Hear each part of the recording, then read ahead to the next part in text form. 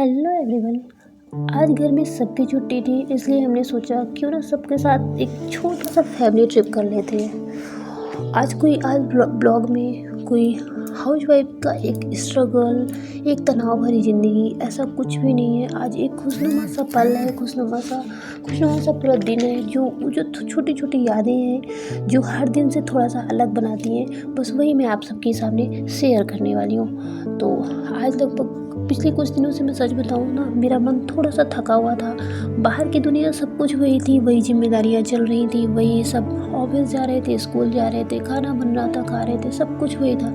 लेकिन कहीं ना मेरी मुस्कान खो सी गई थी, मेरी लाइफ अंदर ही अंदर कहीं ना कहीं थम सी गई थी। ये सब चीज़ें आपने वीडियो ब्लॉग में भी देखा होगा, मेरी कोई कंसिस्टेंसी नहीं थी। इस सब का रीज़न कहीं ना कहीं यही था। तो शुरुआत करते हैं वीडियो ब्लॉग की। तो आज मेरे दिन की शुरुआत हो जाती है सुबह के 6 बजे से, और घर के जो बेसिक काम होते हैं, झाड़ू पोछा, बर्तन, कपड़े, सावर, स्ट्रेचिंग, जैसा कि मैं डेली चिड़ियों को दाना पानी देती हूँ, वो सब चीज़ें करने के बाद लगभग 7 बज चुके होते हैं और 7 साढ़े 7 हो चुके होते हैं। इसके बाद फिर मैं ब्रेकफास्ट में लग जाती हूँ, और इधर बेटू अभी सो रहा होता है और हस्बैंड वगैरह सब लोग उठ जाते हैं। तो फिर पोहा, चाय, और पापा जी बाहर किसी काम के लिए निकलते हैं, तो वो फिर लेकर आते हैं समोसा। तो हम सभी इंजॉय करते हैं और फिर फटाफट रेडी होते हैं। और एक फैमिली ट्रिप का, जैसे मैंने बताया, वो एक प्लानिंग थी जो कि सडनली ही होती है, और फिर हम 10 बजे तक घर से निकल चुके होते हैं। तो जैसा कि सावन का महीना चल रहा है, और सावन में अगर भोलेनाथ के दर्शन हो जाए तो एक खूबसूरत सा सफ़र बन जाता है। तो इसलिए आज हम सभी ने प्लान किया था कि गोटे गाँव में माता रानी का मंदिर और भोलेनाथ के दर्शन हो जाएंगे। तो हम निकल पड़ते हैं, हमारी जो ट्रिप है वो निकल पड़ती है गोटे गाँव की तरफ। तो रास्ता जैसे जैसे आगे बढ़ता जाता है, प्रकृति भी अपना रंग बदलती जाती है। बहुत ही खूबसूरत नज़ारा होता है। गांव की पगडंडियाँ, कहीं लहलहाते खेत, कहीं पहाड़ और कहीं तेज़ बारिश, बहुत ही ज़्यादा सुकून सा पल ये रहता है। और फिर इसके बाद रास्ते में हमें लगती है हल्की सी भूख, क्योंकि बज चुके थे 1, और तो हम घर से जो थोड़ा बहुत बिस्किट वगैरह लेकर आए थे वो सब इंजॉय करते हैं थोड़ा थोड़ा। और उसके बाद सफ़र आगे बढ़ता चलता है, और लगभग 2 बजे हम पहुंचते हैं मंदिर। और मंदिर पहुंचकर, जैसा कि मैंने आपको दिखाया, एंट्रेंस बहुत ही खूबसूरत रहता है।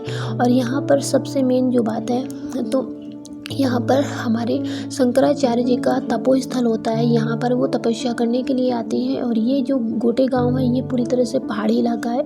यहाँ पर ये तपस्या करते हैं, और फिर जैसा कि कोई व्यक्ति देखता है कि यहाँ पर कोई महात्मा तपस्या कर रहा है, तो वहाँ से फिर उनके जीवन की आगे की जर्नी शुरू होती है। और ये जो तो बद्रीनाथ और द्वारिकाधीश के मठाधीश रह चुके थे, और यहाँ पर इन्होंने फिर अपना लास्ट जीवन व्यतीत किया। तो इनके यहाँ पे समाधि स्थल भी है और तपोस्थल भी है। और इन्होंने मतलब एक तरह से ये रहता है ना कि जो इन लोगों को जो पैसा मिलता है ट्रस्ट का, तो ये लोग कितना अच्छी जगह पे मतलब इन्वेस्ट करते हैं ना, वहाँ पर जाकर ना एक मन को बहुत ही ज़्यादा सुकून मिलता है। माता रानी के दर्शन होते हैं, और यहाँ पर त्रिपुर सुंदरी माता, राजरानी माता रानी का बहुत ही प्यारा इन्होंने मंदिर बनवा रखा है। और फिर यहाँ का वातावरण बहुत ही सुंदर है। यहाँ पर सबसे अच्छी चीज़ जो मैंने देखी कि इन्होंने free of cost school, college, गौशाला, जिम, चिकित्सालय, इन सभी चीज़ों की एक अलग ही व्यवस्था करवा रखी है, जो कि बहुत ही प्यारा लगा। बहुत ही अच्छी चीज़ ये जानकर, देखकर बहुत ही सुकून मिलता है। और इन सब के बीच ना बेटू बहुत खुश रहता है, और ये एक माँ के लिए सबसे बड़ी खुशी की बात होती है। फिर हम वापस चलते हुए लगभग 3 बज जाते हैं वहाँ से वापसी करते हुए। और 3 बजे फिर हम रास्ते में थोड़ा सा भूख लगती है, क्योंकि सुबह के खाए वही बिस्किट के खाए रहते हैं। तो हमने आलू बंडा लिया, शिवा के लिए हमने लिया केले, वही खाते हुए। और हम गाड़ी में हमेशा गाने नहीं लगाते, FM लगाते हैं। और FM की जो नए पुराने गाने होते हैं, RJ की चटपटी सी बातें होती हैं, जो वो सुनते हुए बहुत ही अच्छा लगा। तो वो सब सुनते हुए एंजॉय करते हुए चलते हैं। और फिर रास्ते में पड़ता है होटल, वहाँ पे हम पनीर की सब्ज़ी, मसाला भिंडी, तंदूरी रोटी और फ्राई राइस ऑर्डर करते हैं। सब ने मिलकर खूब सारा एंजॉय किया। और फिर लगभग 5 बजे हम वहाँ से निकलते हैं। वहाँ का भी व्यू बहुत ही प्यारा है, जो मैंने थोड़ा सा कैप्चर किया। और फिर इसके बाद इसी बीच हम वही FM और बाहर की प्रकृति का नज़ारे लेते हुए, यहाँ पर बहुत ही सुंदर मंकीज़ वगैरह देखने को मिलते हैं, जो बेटू बहुत ही इंजॉय करता है उनके साथ में। और फिर इसके बाद बेटू कब सो जाता है पता ही नहीं चलता, और 6 बजे तक हम लगभग घर पहुंच जाते हैं। और 6 बजे हम घर पहुंचकर फ्रेश होती हैं, फिर इसके बाद एक गर्मा-गर्म अदरक इलायची वाली चाय बनाती हूँ जो सभी लोग एंजॉय करते हैं।